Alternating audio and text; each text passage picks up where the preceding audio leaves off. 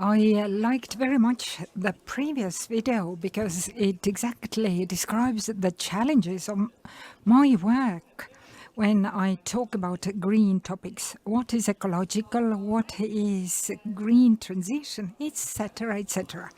But talking about Tallinn as the European Green Capital, I hope that you have heard that next year Tallinn will have this title.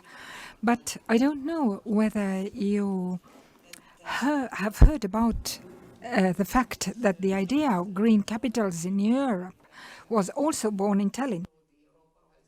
Because this title of European Green Capitals and respective documents were signed in Tallinn, and since 2010 this title has been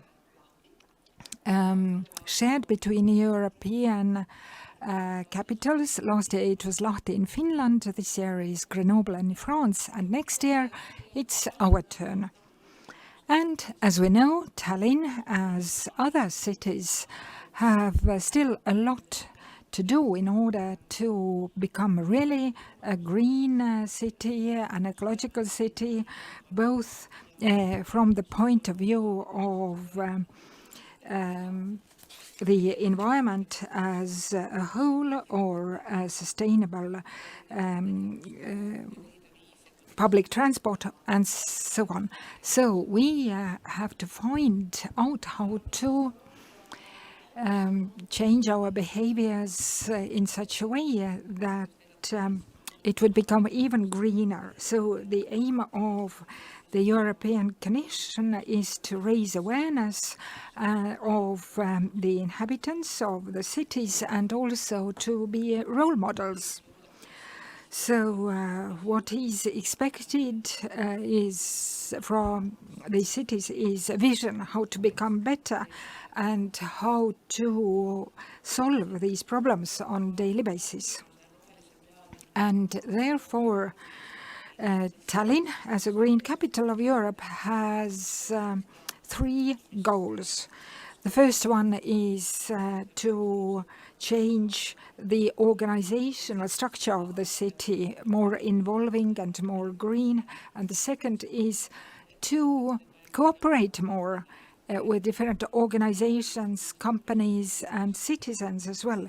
Because when talking about big changes in a country or in a city, as we want to do with this green transition, then it's not possible to do it alone. And there are many representatives of different organizations here today as well. And in Tallinn, we want to involve as many interest groups as possible next year. And the third big goal is also to raise environmental awareness of our citizens. So what the words green transition or ecological design mean, and how does this help to raise the quality of life? Because many people don't understand it yet. So if a city wants to become a candidate for European Green City, then it has to give information about all these 12 criteria that are on the screen right now. But being a capital, it's not necessary to focus on all of these topics, and therefore every city has selected certain focus topics that are most important for this city. And in Tallinn, we have decided to choose topics like biodiversity. And in Tallinn, we do have very many different kinds of habitats for both fauna and flora. And in Tallinn, we have both protected faunas, flora that exists on Tallinn, and there are 13% of Tallinn's territory is also a protected area. And in order to protect more both fauna and flora in Tallinn, different steps have been taken. For example, Tallinn is giving up use of pesticides. And in procurement, we also say that one of the requirements is that no pesticides should be used. And we try to find more and more possibilities for biodiversity areas. Like, for example, we want to introduce a pollinator highway in Tallinn, which is a 6-kilometer long green road through Tallinn that passes through 6 parts of the city of Tallinn. And another important topic is also sustainable governance of the city of Tallinn. And as a digital country, we cannot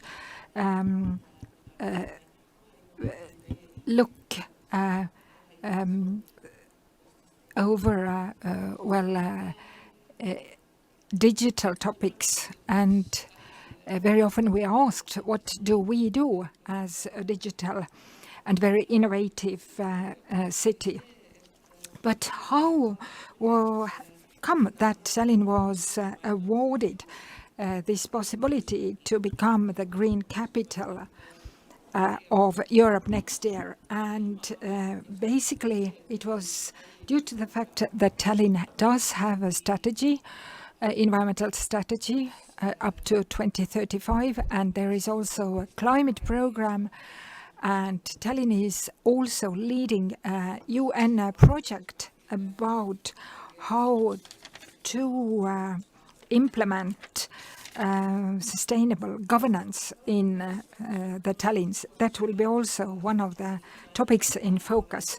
And our goal is also to bring the city nearer the citizens, and also sometimes we hear that citizens want to have a say in what Tallinn is doing, and this is something that we want to change in our organization. And there are 4 topics that are about smart city, sustainable city, involving city, and a learning city.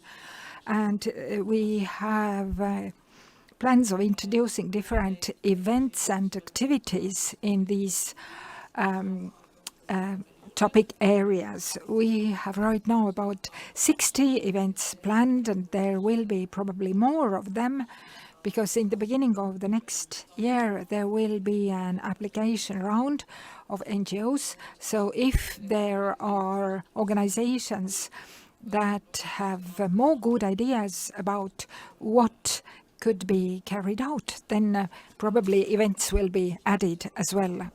And now a couple of examples of what do we have in this program. In 2023, November, approximately in 1 year's time, there will be a big international conference in Tallinn, Cleantech Europe Forum. And these Cleantech forums are 3 in the world. One of them is in San Francisco, one is in Asia, and the European one moves around in different cities. So next year it will be in Estonia. And therefore we want to organize also an expo of green technologies, invite investors and businesses, and show what cool things already have been carried out in Estonia, and bring other companies to Estonia. Then we also have an involvement center which has been elaborated within the framework of Green Twins, and it will be situated on the Freedom Square in Tallinn, and there people can go and take a look on different technologies. It will be an exhibition and co-generation area where citizens can have an overview over what is happening in Tallinn.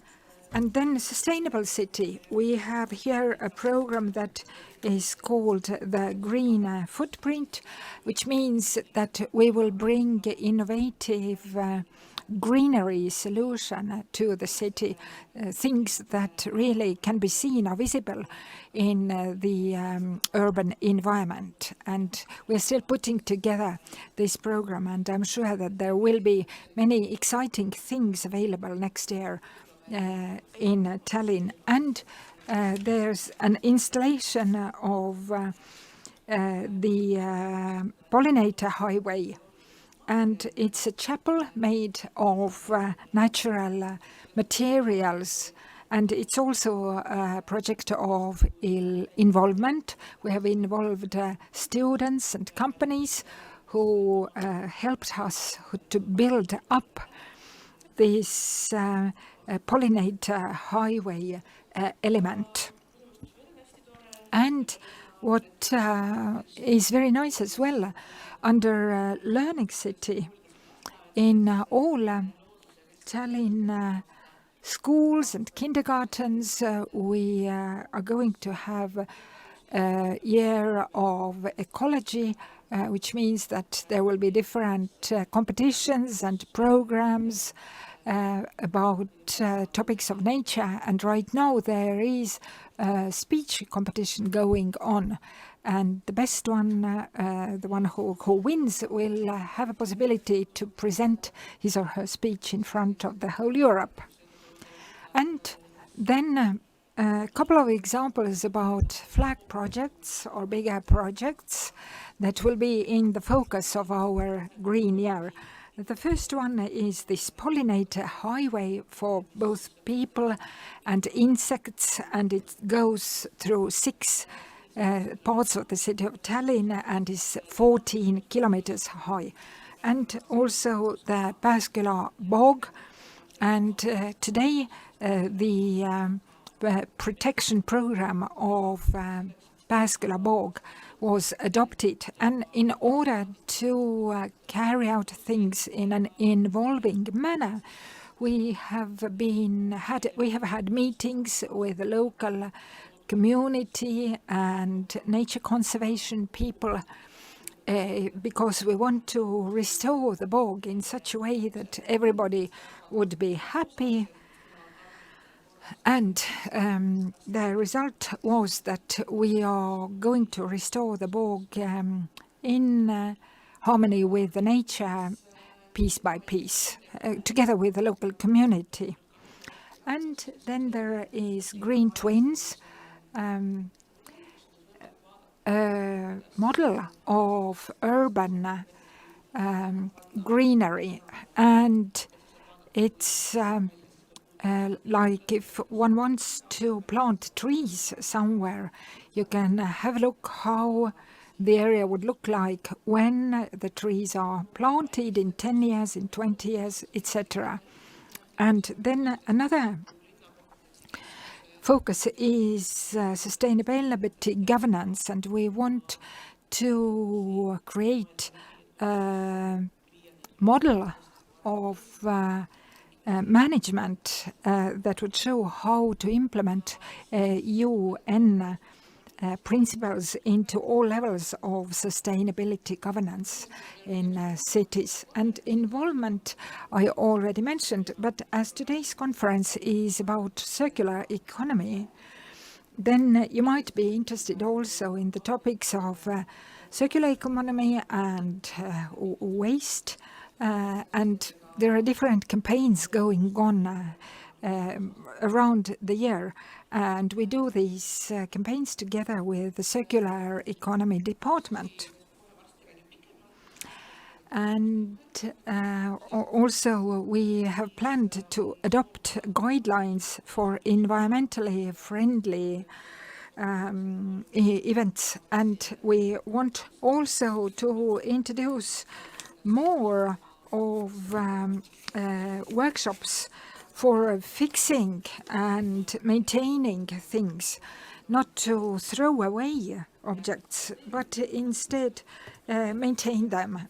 So in addition to how to sort waste, we could also think about how to not create big amounts of waste. So we have to change the way of thinking, and to get in cooperation with Red Aus, we have plans of creating a kind of a circular economy shop for clothes. And we have plans also to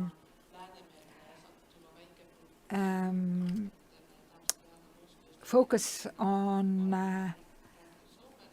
the Baltic Sea and how to avoid small waste ending up in the sea. We already have Finland as a partner, but we want to work during Work Cleanup Day and the Baltic Sea Day,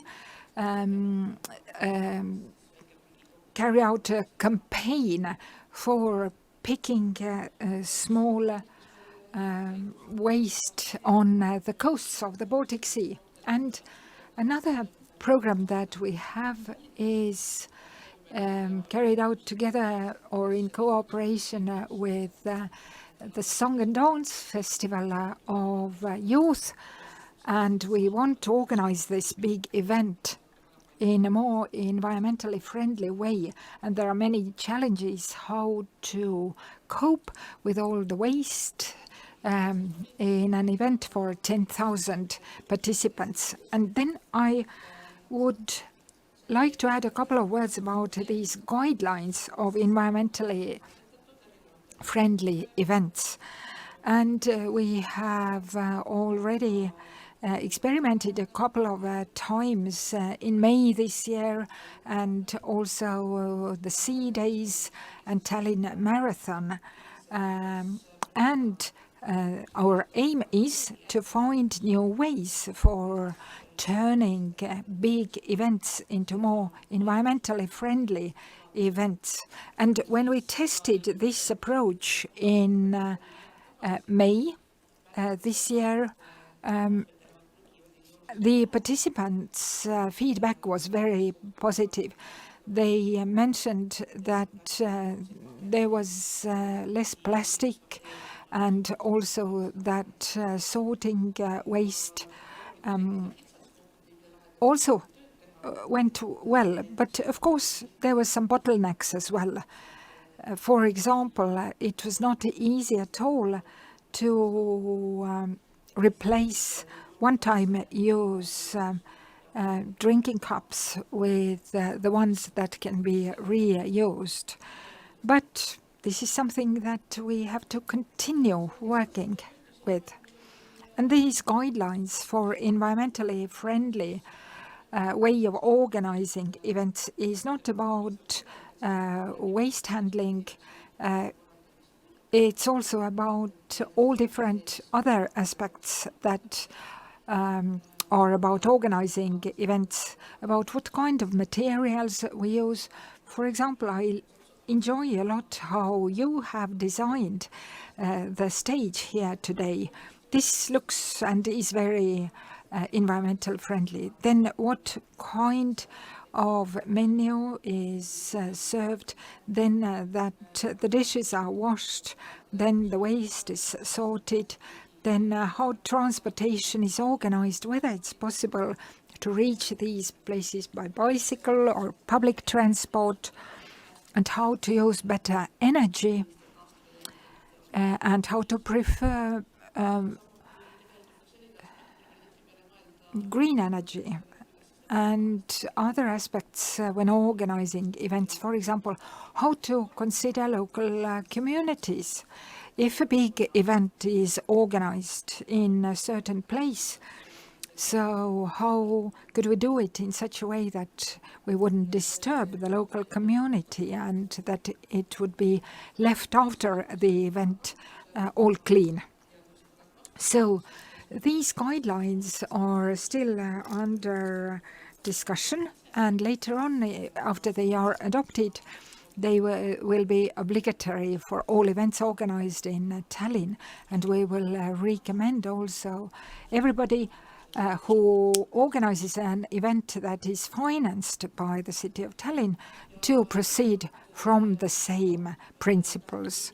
And of course, the City of Tallinn also wants to introduce changes in its governance system to make it even greener.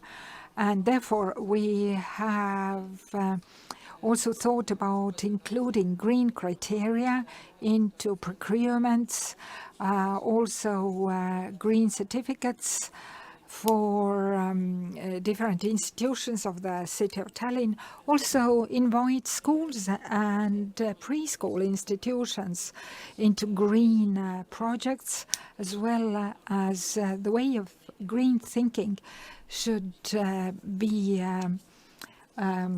overall way of thinking in all Tallinn institutions. But that is what I would like to conclude with, and now there is a possibility to ask questions. So we have a lot of questions. They're all anonymous. Let's have a look. Let's begin with the first one. Does the City of Tallinn have any environmental management system that you use? The environmental management systems that are used in offices can also be used in the city, but we do not have specific ones, but there are green office indicators. Another question: why didn't Tallinn choose to focus on sustainable mobility? I understand that we have some people here from Tallinn. What about cycling lanes? Well, we do not only focus on these things that have been highlighted. Of course, we will address mobility issues, and the Green Technology Expo also focuses on mobility. We also want to put together a climate community group, so we have not overlooked this area. But since we can only choose 3 to 4 main focus topics, we decided to choose these so that we could also show an example to other cities. We have some more experience in these fields. Let's see another question. You spoke about engaging cities, and last year's winning project was planting trees in the city center, but I haven't seen these trees. Well, I think these trees have been planted. I saw these in Hauganõmme area. So yes, I'm quite sure that they have been planted. Yes, I understand why the question was asked. Indeed, the inclusive budget projects are sometimes easy to implement, but others are good ideas, but the city would like to expand the project to make it even more interesting, but then it could take longer than just 1 year. For example, Kaisartur Alley in Kalamaja is a large-scale project which includes procurements, but we will definitely make sure it is done. Has Tallinn contributed to building cycling lanes, and if so, how? And what about the paint that is used in cycling lanes? It peels off very fast. Do we have a solution for this? If it's more sustainable, it would come off even faster. Well, I want to share a story from Lahti, the previous green capital. They had a meeting, an event which was aimed at talking about big failures. And they spoke about an idea they had to put down a completely new, sustainable street covering. But once they had done it, they felt a strange smell everywhere in the city, and they understood it was this innovative paving material which smelled very strange. So it became clear that for a green transition to work, first it's important that the materials don't smell. Okay, let's see another question. Event organizers would like to know why sustainable guidelines for organizing events are only guidelines and not obligations. Well, the reason why we tested this at different events in summer is because not everything is doable still, but we want to create the possibility. In May, when testing was carried out, it turned out that there were not enough reusable cups for people to use. So we cannot make everything strictly compulsory until the solutions are there. We cannot demand things from event organizers which are impossible to provide. And finally, we saw on your slide that you're planning to have a competence center and use the Tallinn model elsewhere as well. But looking at the other side of the story, has Tallinn used any other models that were first implemented in other cities in Estonia, something that could work in Tallinn? We haven't used other Estonian examples, but our city representatives have visited different other cities such as Lahti, Grenoble, but also Oslo, which is a great green city. And I think they also went to a few Swedish cities this summer. So we look around and look out for good ideas to be implemented in Tallinn, definitely.